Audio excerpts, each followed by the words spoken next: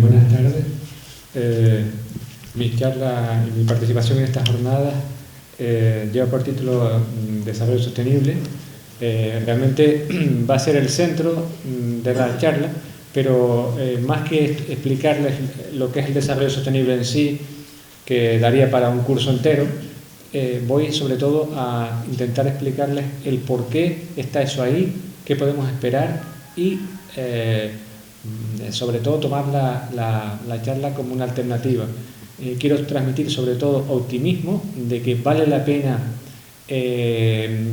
prepararse y aportar todo lo que cada uno de nosotros pueda en el cambio hacia un mundo mejor, que en el fondo es lo que todos estamos deseando, tanto para nuestra Tierra como para el resto del planeta, y esa es la razón de ser de nuestra actividad, del que estemos aquí en esta jornada, del que mi modesta aportación esté también aquí. Realmente ese es el objetivo. Entonces, diciendo eso, quisiera empezar por situar el qué está pasando en el mundo y por qué se puede hablar de desarrollo sostenible hacia su misma raíz.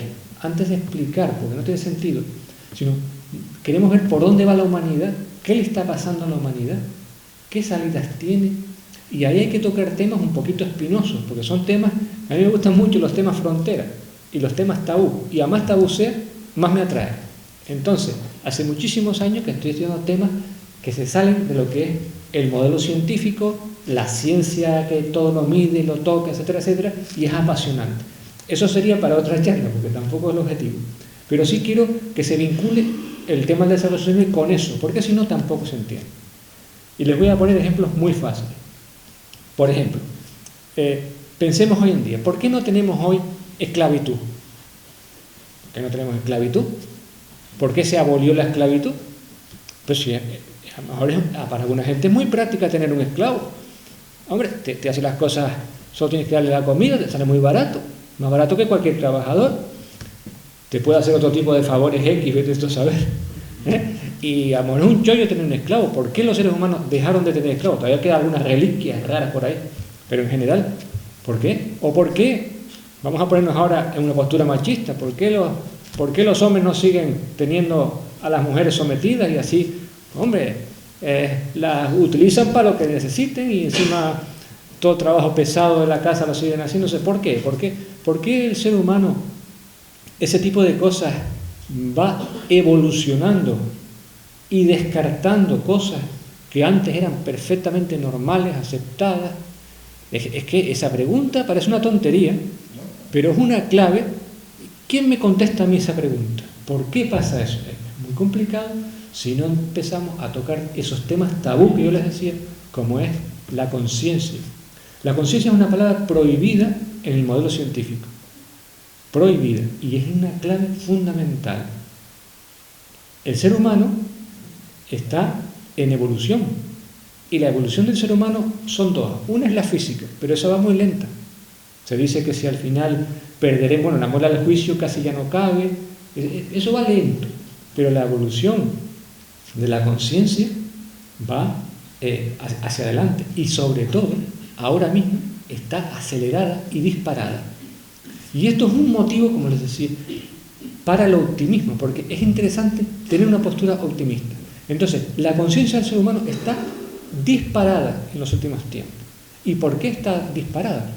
Pues, una de las razones fundamentales, yo diría dos razones. Una es la conciencia de globalidad, de especie. Hasta hace unos siglos atrás, el mundo vivía muy separado. Ahora, ya sabemos que somos una especie, que si la nave espacial Tierra, que si Gaia, ya sabemos que somos una especie, un planeta. Esa conciencia global y los medios de comunicación de que tú sabes lo que está pasando ahora, eso ayuda. Pero sobre todo hay otra, y es que la especie en conjunto ha tomado conciencia de peligro. O sea, nunca la especie humana ha estado tanto en peligro como ahora, y sobre todo nunca lo ha sabido ni ha sido consciente como ahora. Y eso ha disparado la evolución de la conciencia. Porque, ¿qué es la evolución? La evolución es una de las teorías científicas que por ahora no se ha echado abajo, no se ha refutado. Hay una discusión sobre si la evolución es por saltos, O sea, hay una pelea dentro de la teoría de la evolución, pero la evolución siempre es hacia arriba y siempre es en defensa de la vida. ¿Qué quiere decir eso? Que lo que hace la evolución es que elimina aquellas cosas que amenazan la vida o la supervivencia de la especie. Y por lo tanto, ¿quiénes son los que tienen las de perder ahora mismo? Aunque parezca esto una fantasía. Todas aquellas cosas que están atentando contra la supervivencia de la especie. Yo sé que es un tema complicado, pensar que los seres humanos tenemos una conciencia global, de grupo, como puede ser digamos un hormiguero o un panal de abejas, pero hay algo de eso que finalmente se impondrá si sigue y cumple la ley de la evolución, de que lo que se va a eliminar es aquello que va contra la vida. Y ya nosotros por ahí, yo les dejo a ustedes para que piensen qué son las cosas que están atentando contra la vida. Y este orden que tenemos, socioeconómico, criminal, etcétera, etcétera, está atentando contra la vida de los seres humanos, del planeta y de todo. Ese es el que tiene las de perder. Si la ley de la evolución se cumple. Y la evolución, repito, y yo no quiero entrar más en este tema porque es un poquito difícil, la evolución va por la conciencia. La conciencia. Si quieren alguna vez preguntar después, pues lo dejo para después para no entrar más en esto, pero por ahí. Y entonces ahí en esa conciencia es donde único, como veremos después, es donde aparece todo el tema del desarrollo sostenible y todas estas nuevas vías como respuesta de esa especie humana y su conciencia que está buscando su supervivencia. ¿Entiendes? Y solo ahí se puede entender la aparición de ese tipo de cosas. Como les decía antes, que como se puede entender el por qué ya la esclavitud no se tolera y un montón de cosas que no se toleran.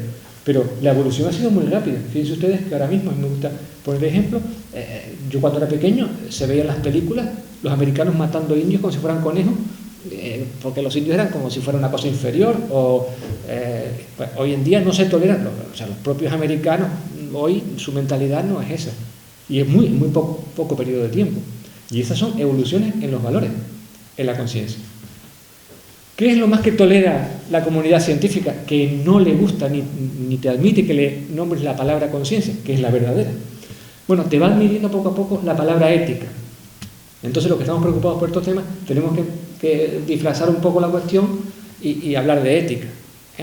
Bueno, pues la ética, voy a ponerle... Esto está pequeño, no sé si se verá, pero es el papel de la ética en un sistema como tendríamos que utilizarlo. Es decir, la cuestión sería una pregunta clave que resume lo que es el papel de la ética, y es: ¿qué mundo queremos? ¿Qué mundo queremos? Esa se la podemos preguntar a cada uno de nosotros. Seguro, uno le gustaría más de una forma, de otra, pero todos quisieran que fuera un mundo pacífico, bello, sano, que pudiera criar sus hijos, que no se destruyera. O sea, hacemos un referéndum mundial y eso gana por mayoría. O sea, los seres humanos todavía, por suerte, no están tan enfermos para elegir destruirse, eso no hace nadie. Por lo tanto, esa ética es la clave. Yo lo he llamado ética de la vida, y ahí es donde ahora mismo se está moviendo, hay cada vez más un consenso de que se necesita una ética universal en el que todos los seres humanos más o menos nos pongamos de acuerdo. Una vez que tengamos eso, es cuando le decimos a la ciencia: mira, hemos decidido que queremos este tipo de mundo, este tipo de isla, de Canarias, queremos que Canarias sea así. ¿Cómo lo hacemos? Ahora es cuando le preguntan a la ciencia. Pues mira, la ciencia dice: mira, tienes que utilizar este tipo de recursos, tienes que no contaminar aquí, tienes que producirlo de esta manera. Vale. También ahí es cuando vienen las leyes y la política. Dice: mira, hay que acostumbrar a la gente a que esto hay que hacerlo así, hay que hacer una ley para que se vayan acostumbrando. O la política, pues digo, para convencer también y tal. Es ahí cuando entran esos estamentos. Y en último lugar, le preguntas a los verdaderos economistas, que hoy en día es difícil encontrar algunos, y le preguntas: mire, ¿y cuánto nos va a costar esto? ¿Qué recursos? ¿Tenemos recursos suficientes para hacer esto que nos hemos planteado? Y es cuando el economista dice: mira, tienes que obtener esto de aquí, te falta aquí. Ahí es donde viene la economía. Yo le pregunto: ¿cómo está esa pirámide ahora mismo? Está justo al revés. Está justo al revés. Ahora es la economía la que manda sobre todo lo demás. La ciencia está hecha según los intereses de la economía, las leyes, la política, todo es al revés. Entonces, esto hay que darle la vuelta y poner la ética y los valores como los conductores del cambio.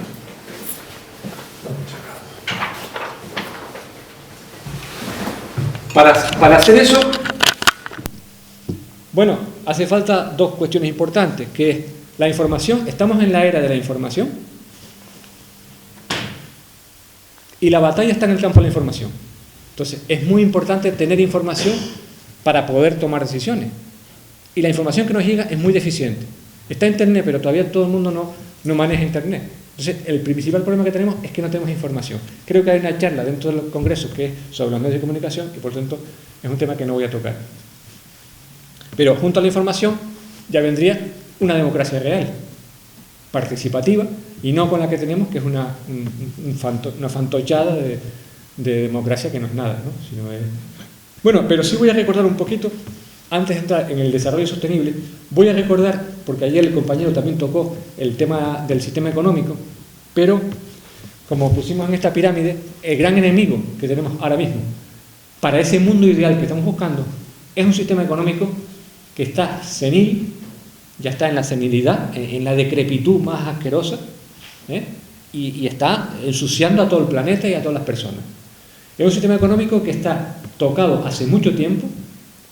Fíjense ustedes que el socialismo real se hizo como un paso para superar los problemas que daba el capitalismo, cayó ese sistema por X razones que ahora no vamos a tocar, y todavía sigue ese capitalismo ahí.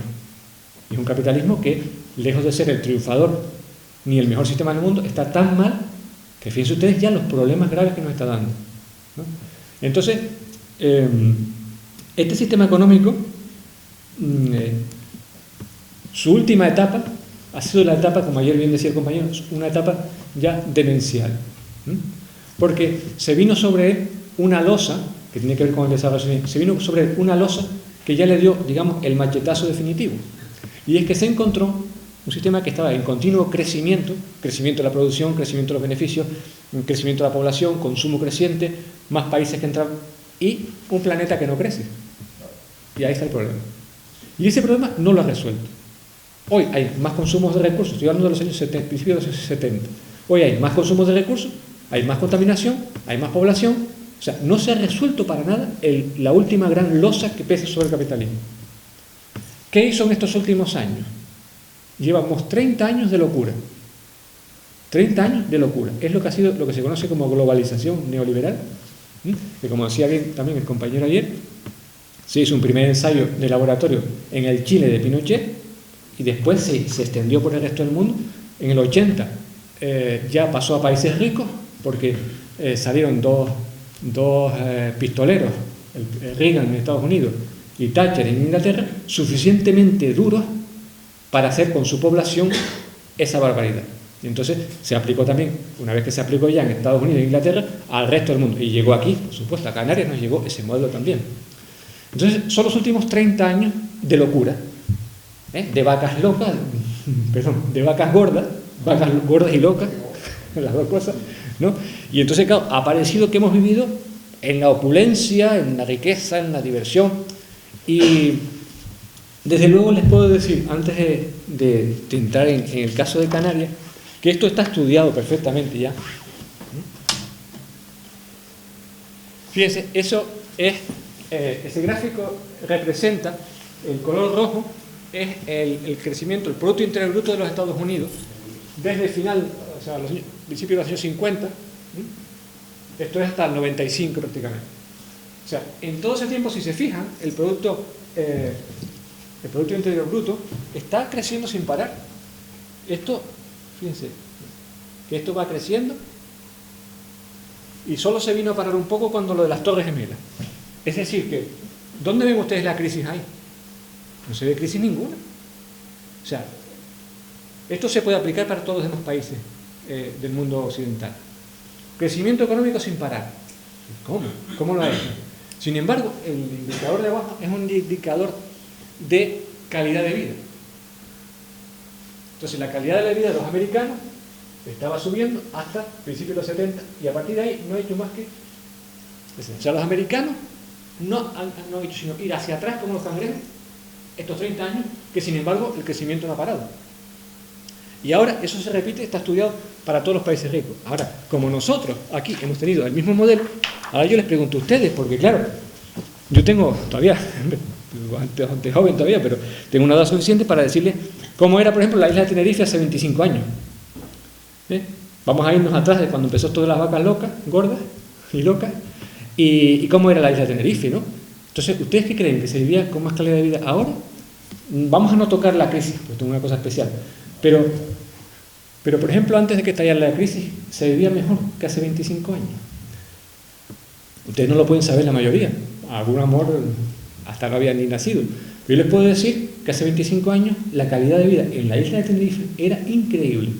Dentro de que habían cosas que no, habían problemas y cosas, ¿no?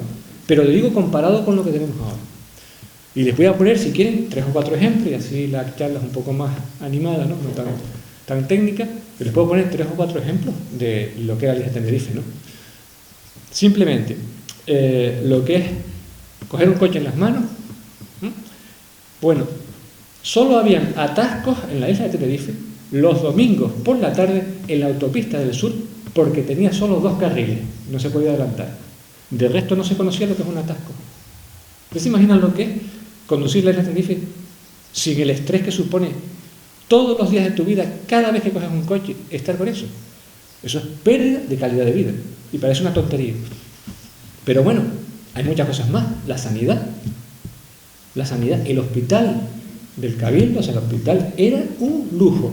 O sea, el nivel de calidad de la asistencia y la poca masificación que había era tal que era un lujo. Hasta Tenerife presumía del hospital que había aquí. O sea, que estábamos a la cabeza en sanidad. Entonces eso ni se pueden imaginar. Eso de ir a urgencia y estar ahí tirado horas a ver si te voy como un tercer mundo, a ver si te atiende alguien y no te da un yello mientras te están... Eso era desconocido. Y eso es muy importante, ¿eh? Y como eso, muchísimo, les digo ya lo que es el medio ambiente, ir a cualquier lado tranquilamente, podías acampar donde te diera la gana. O sea, una calidad de vida... Bueno, yo hace muchos años que no subo al Teide cuando hay nieve. Hasta ese derecho he perdido. Ibas tranquilamente, yo me cansé de ver la nieve del Teide. Hasta que hace un montón de años ya dejé de ir. Porque para estar como un imbécil en una cola y pidiendo una limosna para ver una cosa que es de mis antepasados, y que, bueno, pues no. Entonces, bueno, ese es otro ejemplo, ¿no? Y les termino, para no cansarlos, porque son muchísimos, con 2 ejemplos más. Uno de ellos, bueno, realmente es un solo ejemplo. ¿Cuál creen ustedes que puede ser uno de los componentes fundamentales de la calidad de vida de una sociedad? Les voy a preguntar por uno que es uno que teníamos aquí y que verdaderamente sí que es escaso, era escaso en el mundo, es escaso en el mundo. Porque bueno, ustedes piensan que si Canarias tiene un clima bueno, es verdad, tenemos unas cosas buenas en el clima, pero hay climas buenos también por el mundo.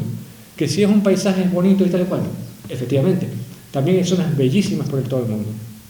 Sin embargo, había una cosa aquí que teníamos que era una verdadera joya, y era la seguridad ciudadana.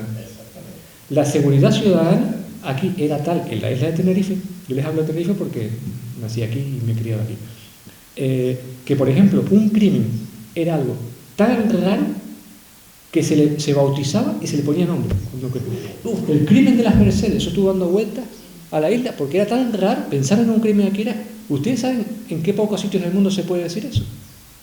Y lo digo y termino para no cansarlos demasiado, me extenderé, con el carnaval. El carnaval que ahora acaba de ser, precisamente, me volvió a decepcionar, pues salí en carnaval, me volvió a decepcionar una vez más el carnaval, que es un botellón nocturno. Bueno, pues el carnaval, eso sí, ese año hubo más seguridad porque estaba literalmente, cuando había elecciones, estaba literalmente tomada Santa Cruz por la policía, ¿no? Tomada, parecían hasta desfilando como si fuera una ciudad sitiada. Y gracias a eso, pues el carnaval de Tenerife podía estar entre los mejorcitos del mundo. Y no estoy exagerando ni porque yo sea de aquí, sino que realmente el nivel de esplendor de la fiesta era tan grande y a su vez la seguridad era tan grande que era una gozada de carnaval. Porque claro, dices, bueno, el de Río es... ¿Cómo vas a comparar el carnaval de Tenerife con el de Río? Pues sí, porque aunque el de Tenerife es una hormiga al lado del de Río, el de Río cuando terminaba el carnaval iba mucha gente a los depósitos de cadáveres porque habían 400, 500 muertos y iba a ver si tu desaparecido estaba allí. Y eso no se dice por el turismo. Pero el carnaval de Río era una delincuencia, o sea, había montones de muertos cada carnaval. Pues no, pues pongo por encima del de Tenerife en calidad de vida. O sea, bueno, ya no nos voy a aburrir más, pero quiero dar a entender cómo aquí nos ha pasado lo mismo. O sea, ha habido crecimiento, se ha puesto la isla de Tenerife y Canarias en general como modelo de crecimiento económico, que parecía que éramos aquí los potentados, la riqueza, y sin embargo la calidad de vida ha ido hacia abajo en todo. Yo me pregunto en estas vacas locas y gordas y chifladas que han habido, si realmente hay algo bueno que se pueda destacar estos años. ¿En qué se ha convertido la juventud?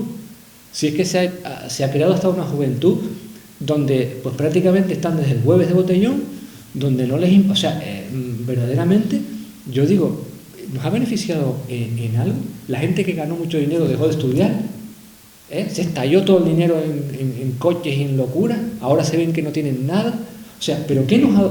Bueno, y cómo se ha destruido la isla, cómo se ha superpoblado, todas las cosas que han pasado. O sea, bueno, no voy a... porque entonces sí me pongo yo negativo. Pero fíjense ustedes lo que ha sido el modelo económico, ¿no? Bueno, pues el sistema económico no sabe sino hacer lo mismo. Es decir, en la crisis que tiene ahora, como decía ayer el compañero, yo no voy a entrar más en eso, lo único que ofrecen ellos, la receta que saben hacer es lo mismo, es más de lo mismo. Con lo cual, no podemos esperar nada, sinceramente, de este sistema que está ya en sus últimas etapas, y está intentando aguantar sus privilegios, pero no está ofreciendo nada para el futuro de la humanidad. O sea, el relevo es absolutamente necesario. Y cuanto antes lo construyamos, pues mejor para todos nosotros y más fácil va a ser el cambio. Porque este modelo tiene los días contados, ¿eh? Bueno, hubo un estudio en una universidad alemana de hace ya como más de 10 años, entre 10 y 15 años, que con un ordenador hizo simulaciones y solo llegó a que había 2 caminos nada más que había que elegir uno de los dos para la humanidad. Uno de ellos es este que tenemos, el de la globalización neoliberal y seguir con el mismo. Y el otro era el que se asocia a esa idea del desarrollo sostenible. Realmente, en las altas esferas se sabe que el único camino posible para la humanidad es el desarrollo sostenible. ¿Qué pasa? Que están todos estos intereses ligados a este modelo anterior tan fuertes que no quieren soltar el... Pero se sabe ya, de hecho, los países más ricos son los que están dando esa transición, aunque no se sepa, hacia el modelo de desarrollo sostenible, ¿no? Y entonces, yo antes les podría decir, a modo de resumen, no sé si ponérselas o no, ¿se va entendiendo todo bien? Bueno, los estilos de desarrollo por los cuales, esto es muy resumido, ha pasado más o menos la mayoría de las sociedades. En Canarias, como ha sido una economía colonial de tinte caciquil, a lo mejor aquí ha habido un paso que nos hemos saltado, pero en general la mayoría de las sociedades, incluso las que están en países ricos hoy, han pasado por esas etapas. Un primer estado de desarrollo donde el sector primario es el que manda. Agricultura, ganadería, pesca en su caso, y todo se basa en eso. Entonces están los terratenientes. Entonces, ¿qué pasa con ese modelo? Que desde el punto de vista ecológico es bastante bueno. ¿Por qué? Porque como dependes del medio, tienes que cuidarlo. Entonces todas esas sociedades han cuidado mucho el medio ambiente. Pero ¿qué pasa? Que por otro lado son sociedades injustas, donde hay unos terratenientes, normalmente la gente está explotada y no progresa. Entonces, el siguiente modelo es el modelo de desarrollo tipo industrial, cuando ya empieza, pues junto con la agricultura, después empieza a desarrollarse el modelo industrial y, bueno, pues ese es el modelo de posguerra. O sea, después de la Segunda Guerra Mundial, las 3 décadas, es el modelo de desarrollo industrial, la edad de oro del capitalismo, dicho de otra manera también. Bueno, pues, ¿ahí qué pasa? Que hay unos beneficios, O sea, socialmente se producen mejoras, o sea, se vive mejor la sociedad en un modelo industrial que en ese antiguo, porque ya, bueno, hay una serie de ventajas que se dan sociales, la gente tiene más cultura, estudia más, demanda más cosas, tienen que contestarlo con un estado del bienestar, hay vacaciones pagadas, hay seguridad social, hay una serie de cosas, pero ¿cuál es el punto flaco de este modelo? Que ecológicamente es totalmente inviable, que por ahí falló, porque no hay ni recursos para soportar este modelo, ni extenderlo por el planeta, ni tampoco el planeta puede aguantar la contaminación y lo que genera este modelo. Por tanto, ese modelo es descartado. Y ahora nos quedamos con esos dos que aparecían en el estudio ese de la Universidad Alemana, que son, hay que elegir entre el desarrollo, que se refiere al modelo de la globalización neoliberal, y el desarrollo sostenible. El primero de ellos, fíjense ustedes, Desde el punto de vista social, ¿ustedes creen que mejora?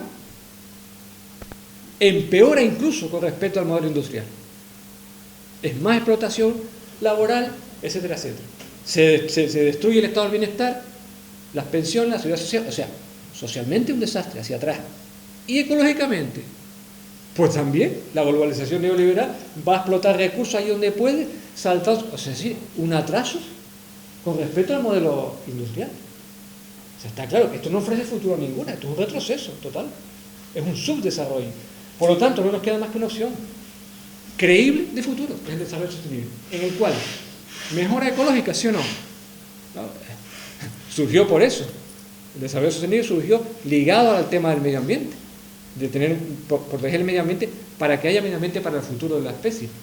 Pero, ¿ustedes creen que se puede? Ahí viene lo bonito del desarrollo sostenible. ¿Ustedes creen que se puede conseguir eso si a su vez no hace las mejoras sociales y un mundo igualitario y justo? No. Tú no puedes pedirle a alguien que esté pasando hambre que se preocupe por el medio ambiente. O sea, o lo arreglas todo o no arreglas nada. Y eso es lo bonito, difícil, pero lo bonito del desarrollo sostenible.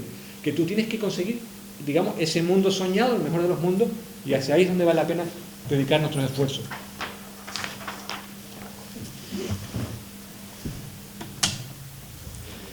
Bueno, sobre el desarrollo sostenible podríamos hablar mucho sobre la historia de cómo se fue. Yo no voy a menos que ustedes quieran hacer preguntas, porque entonces ahí se me iría mucho el tiempo y tenemos retraso.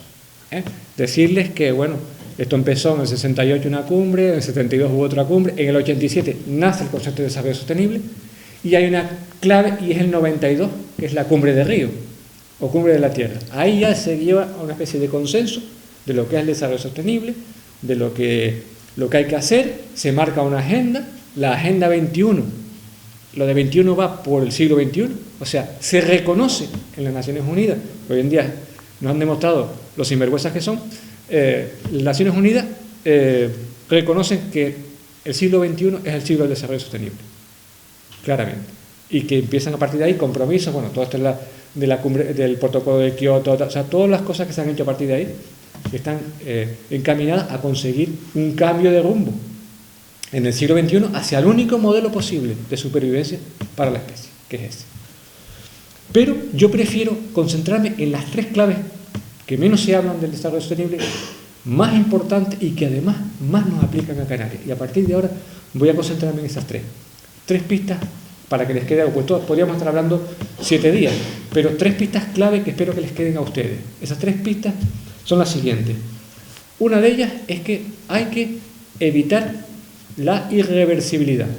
La irreversibilidad es una pérdida que tú, pues, por ejemplo, pierdes una especie, pierdes una variedad de papas, pierdes suelo.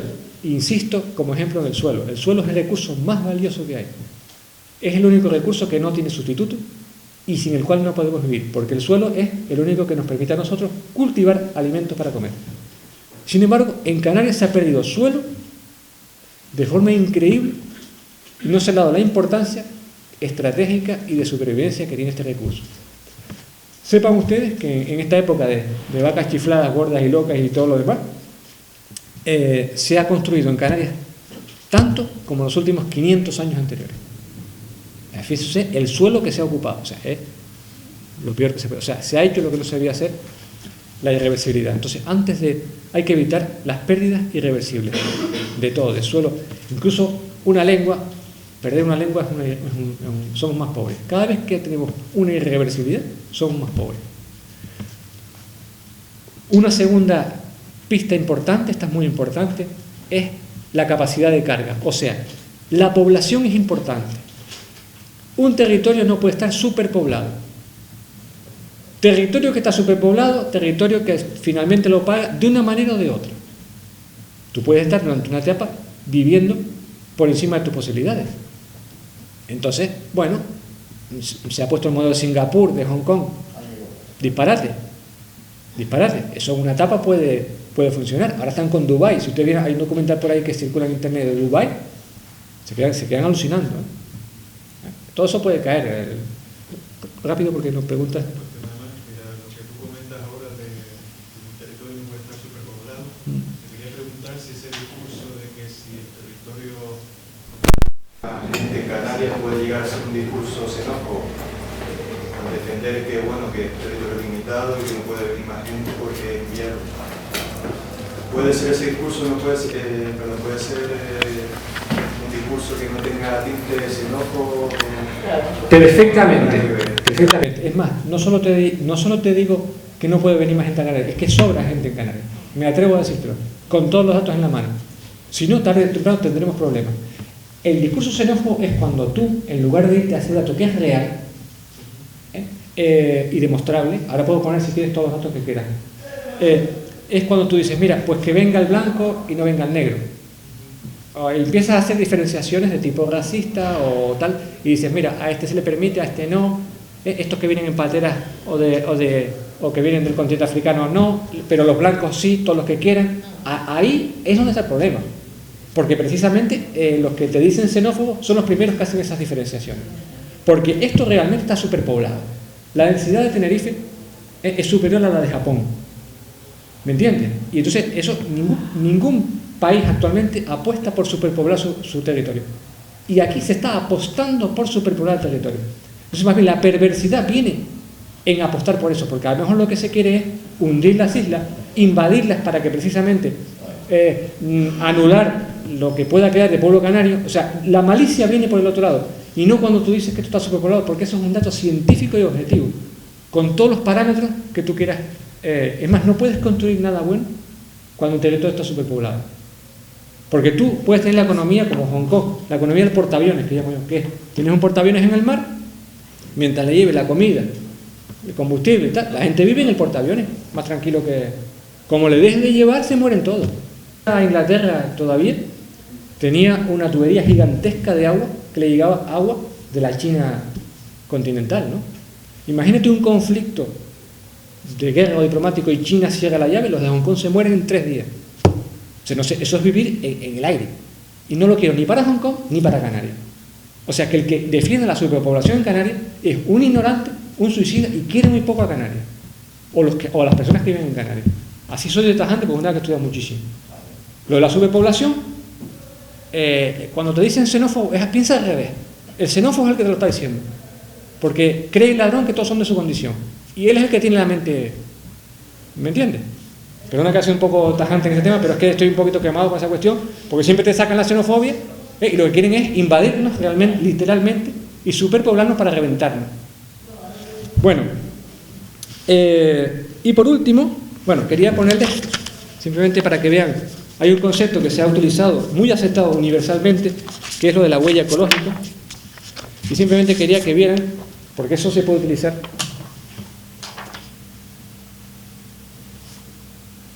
Es la superficie necesaria para mantener una población dada con un nivel de consumo determinado. No tengo mucho tiempo de explicar las cosas, pero yo creo que se ve. Miren, Holanda, el país más densamente poblado de la Unión Europea. Fíjense lo pequeña que es Holanda. ¿Se fijan? Aquí tenemos Holanda. Y fíjense ustedes la huella ecológica de Holanda. Es decir, Holanda, para la gente que vive en Holanda, depender de sus propios recursos con la población y el consumo que tienen, necesitarían toda la superficie. ¿Qué quiere decir? Que se la están apropiando a otros. Cuando tú vives por encima de tu posibilidad, es que estás viviendo a costa de otros. Pero si los otros dicen, oye, yo también quiero, ¿qué pasa? Tú tienes que irte otra vez a tu frontera. Por lo tanto, no es sostenible ni una superpoblación, ni un nivel de consumo brutal. Las dos cosas hacen que al final eso no se pueda mantener. Es contrario al desarrollo sostenible, que también es contrario a la justicia y a la ética entre los pueblos. Y la última de las cuestiones, la tercera de ellas, dijimos la primera, la irreversibilidad, la segunda, el equilibrio población-territorio, y la tercera, muy importante, es la autosuficiencia en las necesidades básicas. Es decir, si nosotros no nos acercamos lo más posible a ser autosuficientes en cada territorio del mundo, en las necesidades básicas, y me estoy refiriendo en concreto a 3 sectores que son agua, energía y alimentos, el desarrollo sostenible no se alcanza. Yo no puedo vivir en un territorio y la energía toda la importo, y los alimentos los importo, y el agua tampoco. Pues ese sitio no está para vivir la gente, porque al final eso lo vas a tener que pagar de alguna manera, se la estás quitando a otros. Entonces, si un sitio, por ejemplo, no está para vivir la gente, no debería vivir la gente ahí. ¿Me entiendes? Entonces, ese tipo de cosas artificiales, de estar viviendo, no sé, como en una nave espacial, en la nave, no sé cómo se llama, la estación, esas cosas a nivel de países no se puede mantener, ¿no? Y entonces, claro, ¿qué es lo que ocurre? Que en Canarias añadimos una cosa especial, que son islas. O sea, todavía en islas es más peligroso jugar a ese juego, o sea, vivir, que tú dependas de que, o es que tú te crees que si hay un conflicto o tal, ¿quién te va a traer la comida? ¿Quién se va a acordar de traerte la comida aquí? España te va a traer barcos con comida para cuando a lo mejor tienen que resolver sus propias necesidades allí, si hay un conflicto, te le van a traer aquí la comida aparte de comer a ti. No te lo crees ni tú. Entonces, en ese sentido, yo de las tres, la más que, y ya con esto voy cerrando, yo creo que ahora mismo la frontera para combatir lo que es este modelo de globalización criminal que está aplastando el planeta y para apostar por un futuro, la prioridad absoluta, y en Canarias todavía más que en otros sitios, es apostar por la soberanía alimentaria. Así además damos paso a la siguiente charla que van a hablar sobre esto, y es una prioridad. A mí me dirían ahora, ¿qué es lo primero que tú recomendarías ahora mismo para Canarias? Y con los ojos cerrados diría, por lo primero que hay que empezar urgentemente, y les dejaría un poco la idea de decir, bueno, eso del 2012, ustedes saben que están ahí y que hay intriga ellos con el 2012. ¿Por qué no nos ponemos como ejercicio gracioso de decir, mira, tú suponte que el 2012 hay un ¿por qué no nos ponemos ya a prepararnos aquí para que la comida no nos falte? Hasta ese punto diría yo, la prioridad que hace falta en Canarias ahora mismo, como está la cosa, para empezar una vez más a producir aquí nuestros propios alimentos. Incluso si hasta se dice que el plátano no tiene problema, pero es que donde están los plátanos, tú en vez de plátano no pongas campo de golf, produce alimentos utilizando, quitas plátano, pero produces alimentos. La gente aquí tiene que comprar todos los días, va a comprar a la venta al supermercado, o lo que es desgraciado, en superficie, va a comprar comida todos los días. O sea, si tú produces comida aquí, esa comida la va a necesitar y a comprar la gente.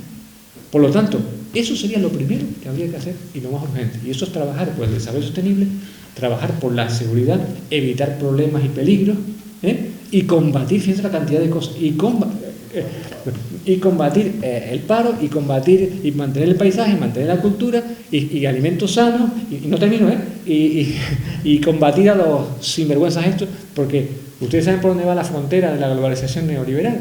Quieren monopolizar los alimentos del mundo en 4 o 5 multinacionales para tener a todo el mundo cogido por donde se dice. Entonces, hombre, me lo pone facilísimo. Para ir contra los sinvergüenzas del mundo es producir los alimentos localmente. Es lo más revolucionario que existe en este momento. Y con eso, bueno, pues para no... Eso lo dejo porque si no hay tiempo de hacer las preguntas, ustedes aprovechen antes que venga el próximo ponente. Bueno, terminamos aquí. Que siga. Bueno, pero yo decía por si aprovechar si ustedes quieren hacer algunas preguntas, porque si no, no hay tiempo para las preguntas, ¿no? No, ahora mismo hay tiempo. El ponente no ha llegado. El ponente no ha llegado. Bueno, pero podemos después profundizar si hace falta. Yo casi diría que si quieren hacer algunas preguntitas de esto o de cualquier otra cuestión. Una pregunta, por favor. Sí. Estuve en Cuba con mi mujer hace 5 o 6 años y vino enamorada ella. No porque tuviera guaguas preciosas y coches hermosos, no, sino por la cultura de su gente y la forma de vivir tan sencilla y natural que tenía. Y venía enamorada de ahí. Y ella también es sudamericana, del Uruguay, que es uno de los países que no tiene falta de comida porque allí el 80% de su territorio es cultivable. Y el ganado se cría suelto. Hay más ovejas que 3 veces gente. Todas las ovejas y lana y todo eso produce.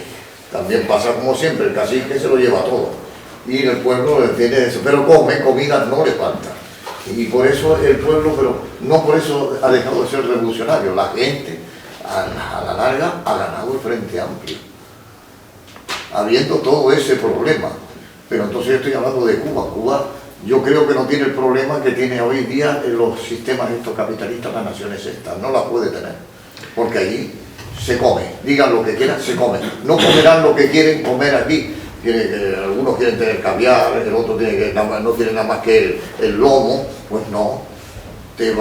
Hay carne de todo tipo, no va a comprar 10 kilos de carne, pero siempre, todos los días, o por semana, hay carne, hay pescado. Hay una que está un poco subvencionado con Castilla, como hacía el Paquito Rana aquí, el Paquito Rana Franco, que también puso un racionamiento, pero era por otra causa, porque la comida de aquí, la comida de aquí se la llevaban para el ejército español, requisaban todo, pero allí en Cuba no se requisa, allí en Cuba se le da al pueblo la comida. Yo digo que sí, el sistema cubano aquí se podría más o menos ser ese, sería el sistema cubano que yo estoy hablando. Cuba, una de las cosas que tuvo que hacer cuando le cayó el bloque soviético, etcétera, etcétera, se lo vio bastante mal, porque claro, tenía sobre todo el tema del combustible y todo eso, petróleo, lo tenía muy fácil y tal, y ellos estaban dedicados sobre todo a la exportación del azúcar y todo eso. Pero la necesidad fue un acicate, se les obligó a ellos a profundizar más en el autoabastecimiento de alimentos, y además, entonces ahora mismo son una cabeza mundial en agricultura ecológica, porque al no tener, fue una suerte en el fondo, al no tener pesticidas químicos ni poder utilizarlo porque no lo tenían, tuvieron que buscar métodos de cultivo, pero a la larga han ganado porque se han puesto en cumbre, porque hacia ahí es donde se va, porque todo lo que es la agricultura química, eso tarde o temprano hay que abandonarlo, aunque sigan empeñados las multinacionales. Por lo tanto, en el fondo les vino bastante bien a Cuba, y en ese sentido, en eso sí es un modelo a imitar el tema cubano. Más preguntitas por ahí. En el Tratado de Ámsterdam hay una ley que dentro del territorio europeo, no somos europeos, pero de momento estamos en el tema ese, por el cual se puede limitar la población en donde haya problemas de superpoblación. Pero ¿por qué no se hace eso? ¿Por qué no se hace eso aquí en Canarias si es que de verdad estamos en esa administración europea actualmente? Mira, el problema está en...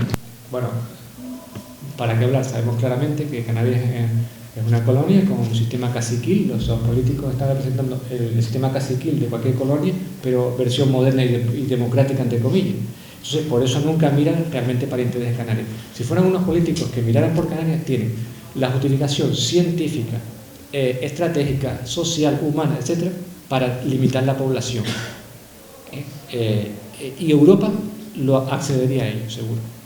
Es decir, porque es una cosa reconocida, que incluso legalmente, es decir, mira, por motivos, o sea, las leyes las hacen los seres humanos y las hacen según, entonces, cuando hace falta las leyes se cambian y se adaptan a los territorios.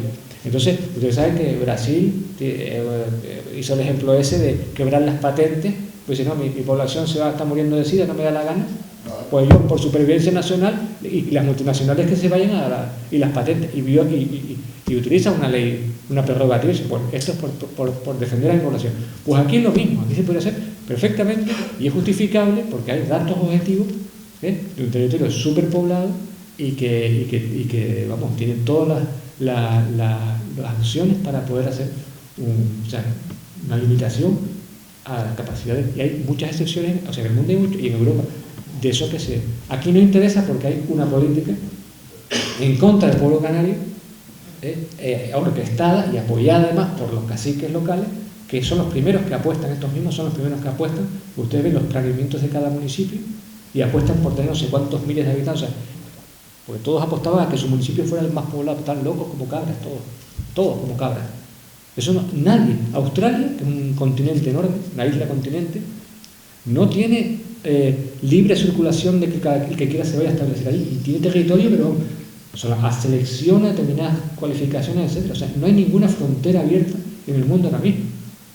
Y sin embargo, en el sitio tan pequeño como este, con tantos problemas, que es un sitio que siempre ha exportado población, porque es pequeñito y no soporta mucha población, aquí es donde está la frontera más abierta del mundo, que se puede venir a establecer. De entrada, aquí no tiene que pedir permiso para establecerse 400 millones de personas, que son los de la Unión Europea. No tiene que pedir ni permiso. O sea, eso es ni parar como una casa. Y eso no es ser xenófobo, repito una vez más. Xenófobo si tú dices, no, quiero que venga el blanco, el negro no, el indio sí, el otro. O sea, eso ya empiezas ahí. Es en general.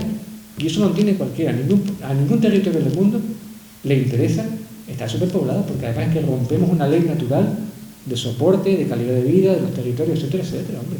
Y no hay que rasgarse la vestidura cuando se habla de ley de residencia o de... Eso, hay un complejo detrás, creo yo. Hay un complejo detrás. No seamos más papistas que el Papa, y seamos el único punto del planeta que pide que lo superpueble, cuando ninguno lo pide. Es que eso, aquí hay una demencia, yo creo, a la que nos han llevado, porque este pueblo está demasiado manipulado por los medios de comunicación y le meten cada cosa en la cabeza, que le hacen tragar cada cosa y los ves defendiendo disparates. Pero Dios mío, ¿cómo está este pueblo? ¿Qué mal está este pueblo? Este pueblo, el principal problema que tiene es cultural y psicológico y mental. Hablemos claro, que también hay otros especialistas en la jornada sobre estas cuestiones, pero este pueblo está muy mal. No sabe ni quién es, ni lo que quiere, ni dónde está, ni dónde no está. Está totalmente desorientado. El pueblo canario como pocos en el planeta. Qué desgracia tenemos en ese aspecto. Tenemos un récord en eso. Sí, claro, tú te oyes al propio pueblo canario, que es el primero que... Ahí hicieron una encuesta el otro día por el periódico y decía, ¿usted está de acuerdo en que se deben gobernar Canarias a sí mismo o la deben gobernar de fuera? Y salía un montón diciendo que pero tú estás loco, es como si... No, yo prefiero que me gobiernen a mí a gobernarme yo mismo, pero hay que estar mal de la cabeza para decir eso, ¿eh? Pero mal, ¿eh?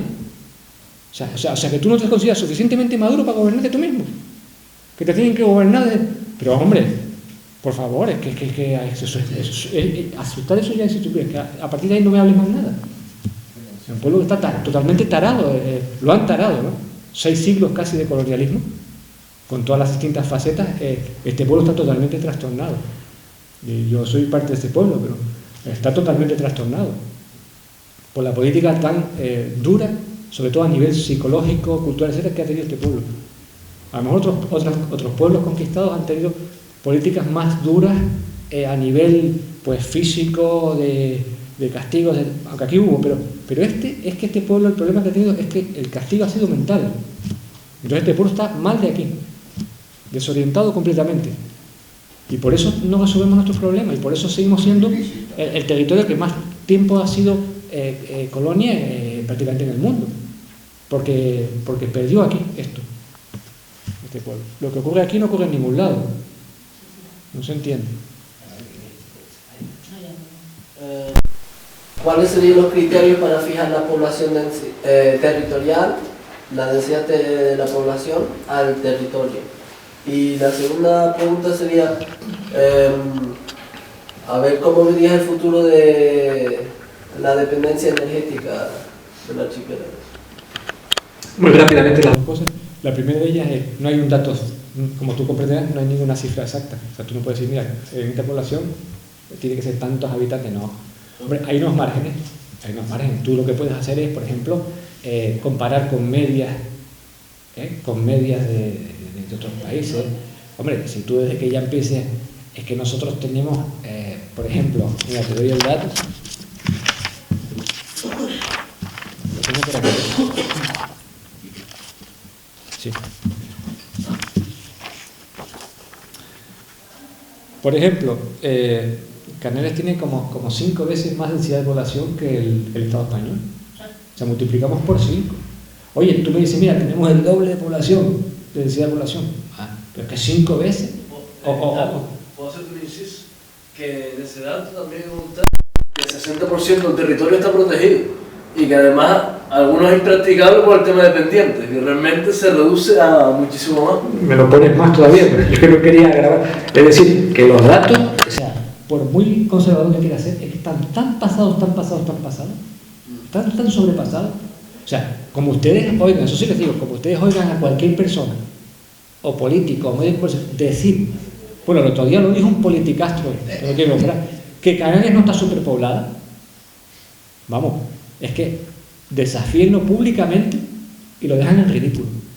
Porque simplemente cogiendo medias, la más fácil de todas, que es habitantes por kilómetro cuadrado, y comparando con medias de cualquier, mundial, europea, española, comparen y vean en qué niveles estamos. Entonces, eso es un dato objetivo. Y el que diga que no está superpoblada, miente, o tiene malicia, o quiere lo peor para las islas. Porque repito, La superpoblación no es una buena noticia, es una mala noticia.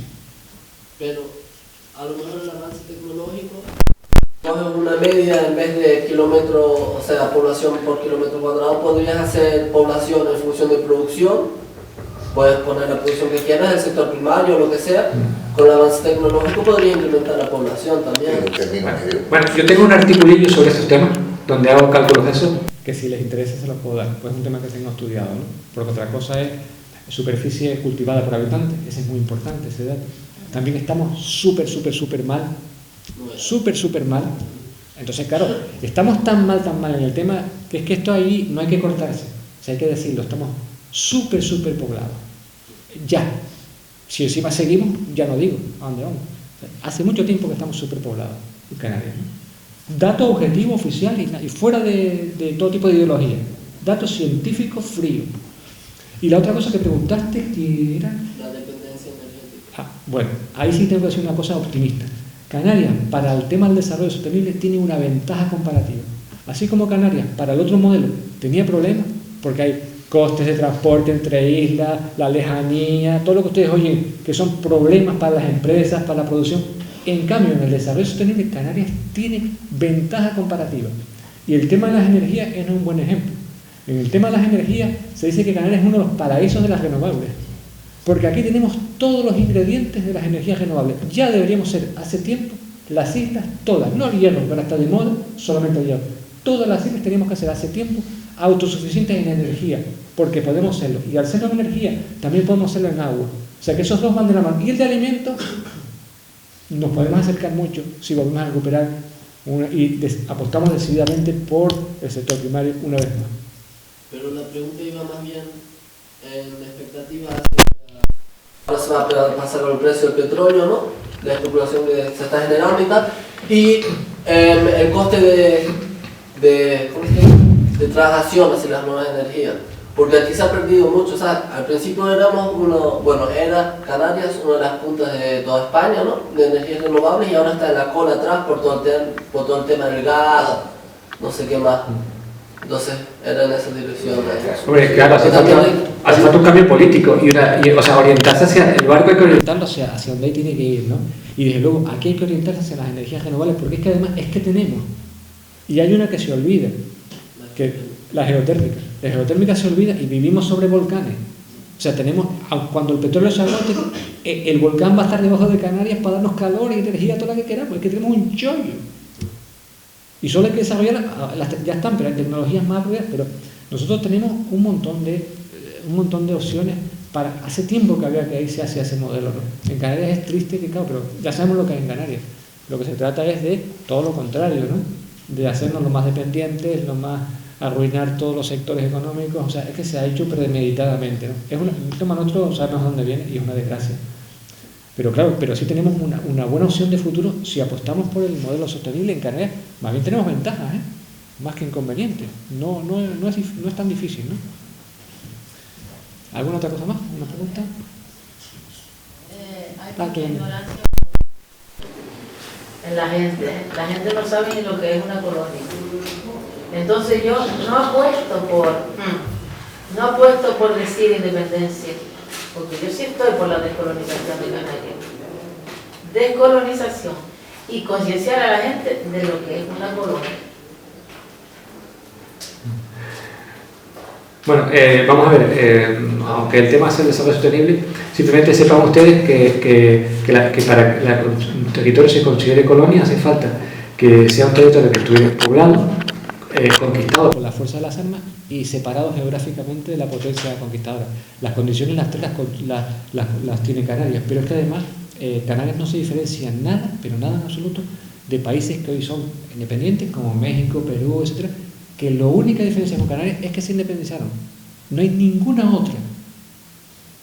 Entonces, claro, eso es una de las cosas que se lo dice a la gente y se queda condicionado, porque es una palabra prohibida y tabú. La palabra colonia en Canarias es prohibida y es tabú. Entonces, claro, entonces eso es una cosa, el engaño ya no se puede seguir manteniendo por los siglos de los siglos. Entonces, la cosa, hay que llamarla por su nombre. Otra cosa es que dice, bueno, ¿y qué hacemos, no? Pues unos dirán, bueno, pues yo quiero seguir unido a España, otro dice yo a la Unión Europea, otro, pues no, pues yo estoy bien así, otro no, pues hay que independizarse y asociarse, no sé qué. Eso es otro debate. Pero que es una colonia es innegable.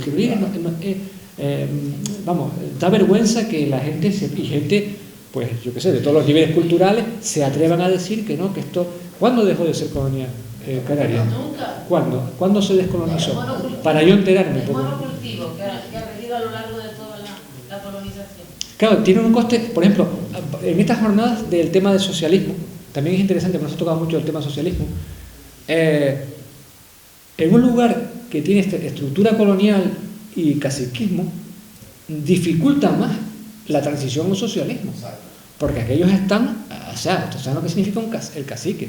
Entonces, por eso aquí la ley electoral es peor que en ningún lado, por eso, o sea, la concentración esa, porque es un sistema caciquil, los políticos actuales representan el antiguo cacique, que es su función, ¿saben? La función del cacique es mantener fiel el territorio colonial y a cambio recibir, pues eso, las prebendas que reciben los caciques. Ese es el sistema actual de la élite dominante y claramente es así, porque no mueven nada a tocar nada de esa estructura, ¿no? ¿Había una pregunta por ahí? Sí. Principales, sí, ¿no? Somos lo que habrían sido los sistemas económicos en los últimos 2 siglos, pues, un poco dentro de otro modelo, ¿en dónde situaría los países de la antigua Unión Soviética y otros similares, ¿no? Desde Vietnam, Cuba, te refieres a las experiencias de socialismo reales, ¿no? Bueno, pues hay un problema que tuvieron grave, que fue que compartieron con el modelo industrial los problemas ecológicos. Es decir, una de las cosas peores de esos modelos fue que apostaron por la industria pesada, y entonces los problemas ambientales no fueron tomados en cuenta, y eso es uno de los puntos por los cuales no se podía seguir en ese sentido. En cuanto a mejores sociales, no cabe duda de que las mejores sociales eran mucho mejores que las de aquí. O sea, eran sociedades mucho más igualitarias, las necesidades básicas estaban más cubiertas, o sea, lo que es pasar hambre no se veía pasar hambre, y luego a lo mejor lo que tenían era otro tipo de problemas, pues más de otra naturaleza, ¿no? Porque ahí tenemos todo un mundo y un arco. En los países socialistas tenemos desde lo que son, digamos, que fueron más malos con su población o con ciertos derechos humanos, y otros que fueron bastante buenos. Por ejemplo, el caso de Yugoslavia es un país muy avanzado y era dentro del mundo socialista donde la gente estaba mejor. Y entonces el modelo yugoslavo, yo creo que precisamente por lo bien que funcionó, lo destrozaron completamente. Yo creo que la guerra de Yugoslavia fue una cosa, más mi opinión, ¿no?, premeditada para acabar con el mejor de todos los que estaban en el mundo socialista. Uno de los mejores que funcionaba, desde luego, era el modelo yugoslavo, y entonces fueron a por él, ¿no?, porque no interesaba, igual que han ido con los modelos que funcionan dentro del socialismo. Había otros modelos que realmente no, porque tenían otros problemas.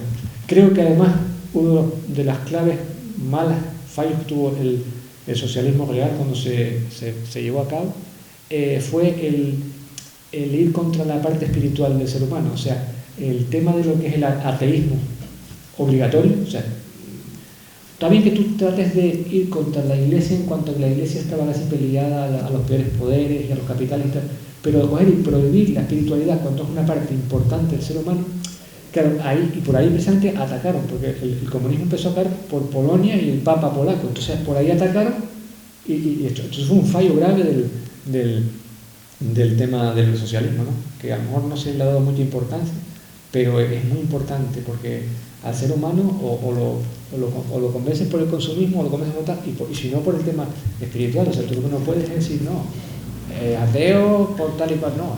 El ateísmo, nunca el ser humano ha sido ateo en la historia de la humanidad, y ese ensayo salió mal, porque el ser humano, desde que es ser humano, siempre tiene la espiritualidad como algo propio y natural, y eso fue un fallo grave del fundamentalismo del socialismo. Decir, no, aquí ateos todos por tal. No, tú podías haber dado libertad a lo mejor y tal, pero no asociar todo tema espiritual. Tú podías haber perseguido pues algún colectivo, si ese colectivo estaba aliado con los poderes del capital o los poderes fácticos, ¿no? Un colectivo de iglesia o lo que fuera. Pero fueron muy allá, pienso yo, con el tema del ateísmo, ¿no? Y el materialismo, como materia, que somos materias nada más. Y volvemos al tema de la conciencia al principio de la charla, mentira. Eso es otro fundamentalismo hoy en la ciencia. La ciencia es fundamentalista hoy en día. Y en este tema es fundamentalista. Solo existe lo que yo toco, mido, peso y veo. Mentira. Y por ahí hay mucho que hacer, ¿eh? Porque, bueno, ya son temas que sí que sería para otro tipo de charlas, porque son temas un poco delicados. Pero hay todo un mundo que investigar por esa cuestión. Y en general, les digo que hay que ser optimistas, que hay que pensar bien, que la evolución es hacia arriba. Quiero dejar la buena impresión de que la evolución es hacia arriba y que hay que esperar las mejores cosas. Es más, les digo, esperen lo mejor, porque seguramente es más fácil que lo consigamos. Venzan todo tipo de pesimismo, por muchas cosas feas que vean. Y seguramente el que lo consigue, el que lo persigue, lo consigue. Hay que ser muy optimista y pensar que realmente vamos hacia el mejor de los mundos. Si pasa esta historia que estamos, porque ya el ser humano ha experimentado todo, hoy día hay suficiente tecnología e información para poder conseguir por primera vez la utopía soñada por el ser humano. Solamente que hay que dejar pasar o acabar con esta barbaridad de sistema que nos tiene amenazados a la humanidad entera, ¿no? Y hay que empujar en esa dirección, pero pensando que es posible conseguir eso. Un poquito sería el mensaje de optimismo que me gustaría dejarles, ¿eh? ¿Alguna preguntilla más? Yo salgo con un rayito más de ilusión de aquí. Un rayito claro de luna, decía la cara. Sí, Peter. Un poquito más entrando en economía del desarrollo. Muchos analistas y tal que están en economía del desarrollo también utilizan el análisis coste-beneficio, cuantificando y matematizando la naturaleza y tal. ¿Qué alternativas hay a eso? No, la naturaleza no se puede medir, ni se le puede poner precio, ni nada de eso. La naturaleza hay que respetarla mucho, seguir sus leyes de funcionamiento, estudiarla, apoyarla, respetarla y diría más, quererla, amarla y hasta venerarla. Fíjense lo que les diría. O sea que, bueno, se puede un poco reír al curso de esto, pero si lo han hecho muchos pueblos, a los que ahora se les ha llamado siempre a veces supersticiosos, etcétera, etcétera. Si ustedes supieran las cosas que se están haciendo hoy en día y los descubrimientos y cómo muchas cosas de las que antes se consideraban simples supersticiones se están descubriendo que no eran tales y que tienen incluso una base científica. En fin, hay todo un mundo por descubrir, maravilloso, y que nos está esperando a todos, ¿no? Vale. Un pueblo inculto no es libre. Besa botas de tiranos. Teme a logreros caciques. Se arrodilla ante los amos.